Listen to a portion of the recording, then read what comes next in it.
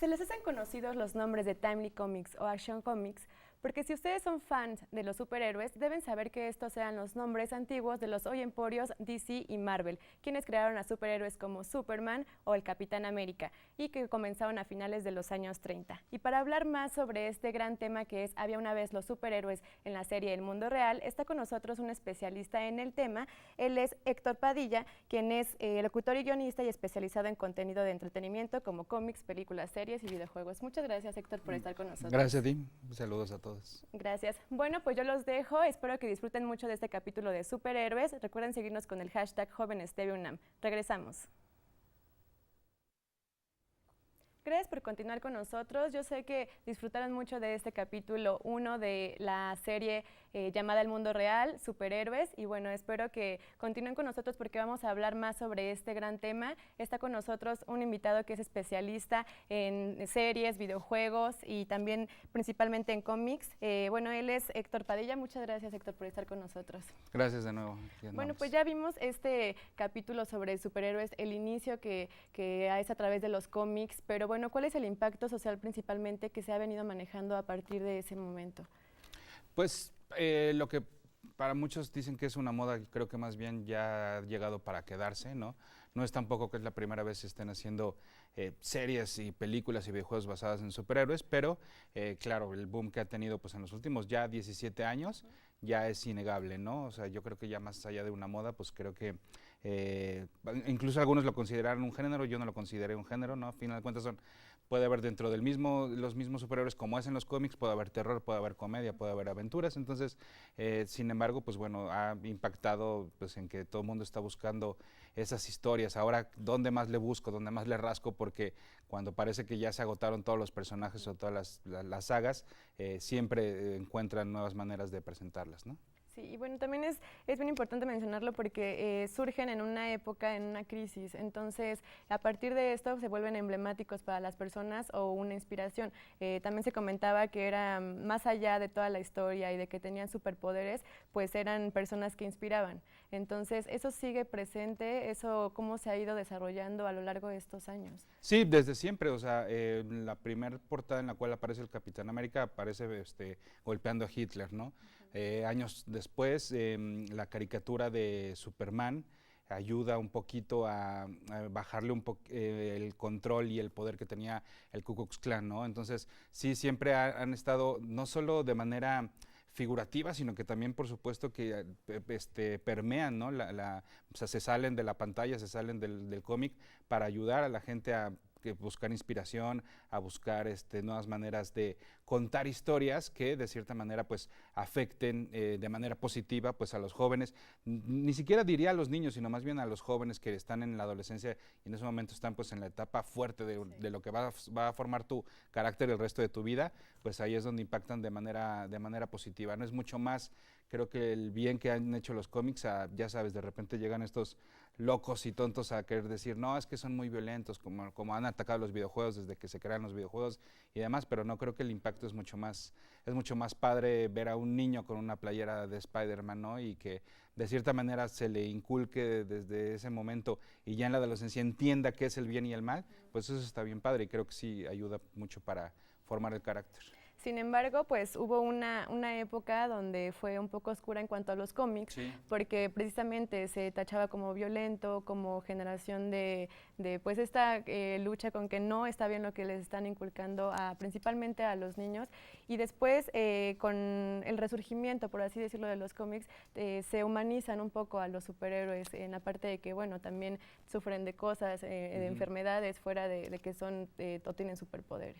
Sí, pues fue este psicólogo Wertham el que saca un libro, La seducción del inocente, donde se va sobre todo, bueno, se va para todos los medios de entretenimiento, pero específicamente en los cómics, y dentro de los cómics se va contra los cómics de terror, estas famosas Tales of the Vault, Tales from the Crypt, que eran estas, ya sabes, que era a lo mejor una momia o un zombie que te presentaba historias de terror cortitas. Sí es cierto que el arte era un poquito gráfico, podías ver pues no sé, un zombie decapitado en la portada, pero la verdad es que por donde él lo manejó, pues era nada más querer escandalizar y querer tener sus 15 minutos de fama, ¿no?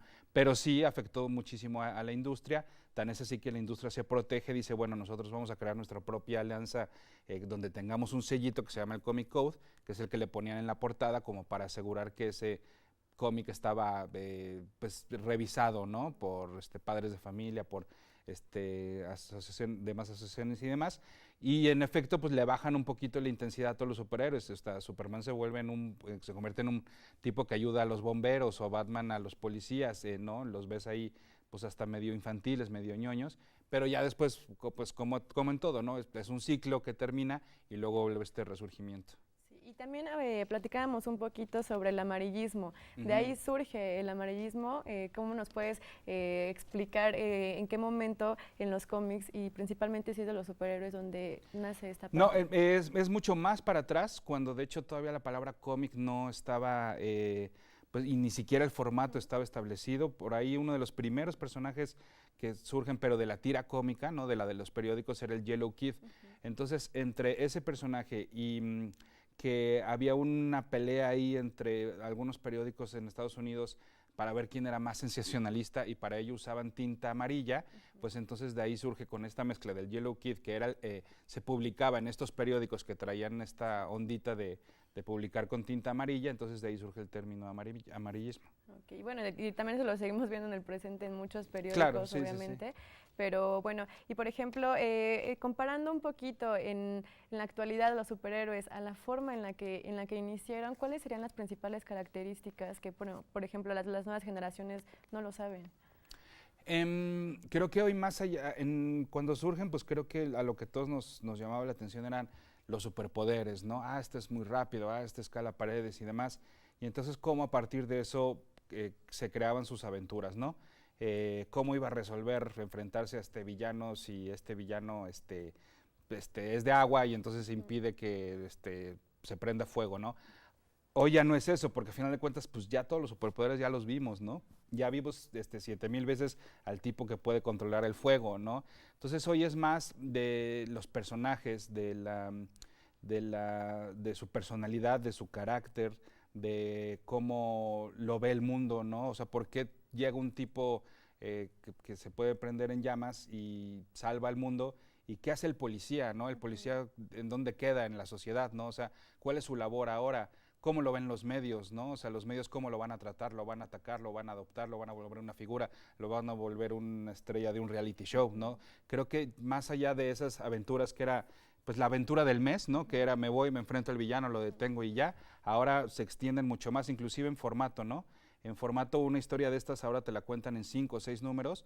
¿Por qué? Porque además tiene una razón de ventas, porque luego esos 5 números te la recopilan en un trade paperback y ese es el que te lo venden en las librerías, te lo venden en otro tipo de mercados para que el cómic llegue a más gente, ¿no? O sea, esto de que se creía mucho de que a lo mejor si ves una película de Avengers, entonces te gustó tanto que saliendo te vas a ir a meter a una tienda de cómics, no es cierto, la verdad es que no está ocurriendo, pero sí a lo mejor si en una librería, si en pues hasta hoy en día en tiendas de conveniencia te encuentras un cómic, ¿no? Entonces dices, pues a ver, lo voy a probar, ¿no? Y a ver si te quedas, ¿no? La verdad es que también a lo mejor de 10 que lo compren, 2 se van a volver fans, ¿no? Pero ya la curiosidad ya ahí está, ¿no?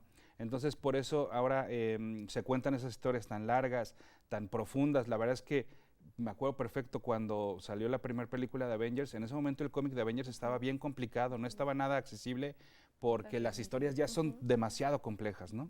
Y aparte aterrizarlo, sobre todo que se entienda no solamente en la parte visual, también, bueno, por ejemplo, si lo vemos en las películas, tiene que tener una relación muy cercana a la historia principal y principalmente hablando de estos dos grandes emporios que es Marvel y DC, siempre han estado como en cierta competencia, siempre ha habido algún tipo de relación entre sus superhéroes.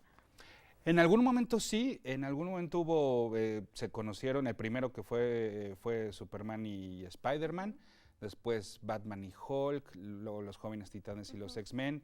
Sí han habido, luego inclusive hubo un experimento en el cual se llamó Marvel versus DC.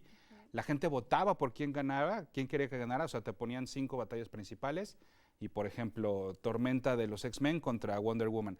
La gente, en ese entonces no había internet, entonces la gente lo que hacía es que llenaba unas boletitas en su tienda de cómics y las depositaba, y a partir de eso se decidió. Pero luego además hicieron algo muy interesante, que fue el universo Amalgam, donde juntaron estos personajes. Eso fue como el clímax de la relación de amigos entre Marvel y DC.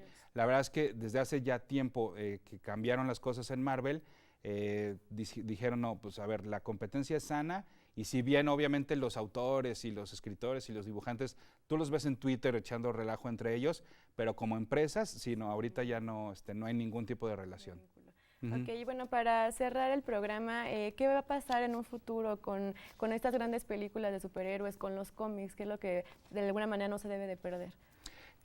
Siempre se dice, ¿no?, que los impresos van a desaparecer y se incluyen a los cómics, pero la verdad es que como Stan Lee lo dijo en su momento, todo el mundo pensaba que con la llegada de la televisión iban a desaparecer los cómics, y no pasó, y lo mismo con el cine, lo mismo con internet, entonces el impreso siempre va a estar. Lo que sí te digo es lo que ha cambiado es el mercado y la manera en la cual se distribuyen. Ahora son los tomos y ya no tanto el cómic en la semana, ¿no?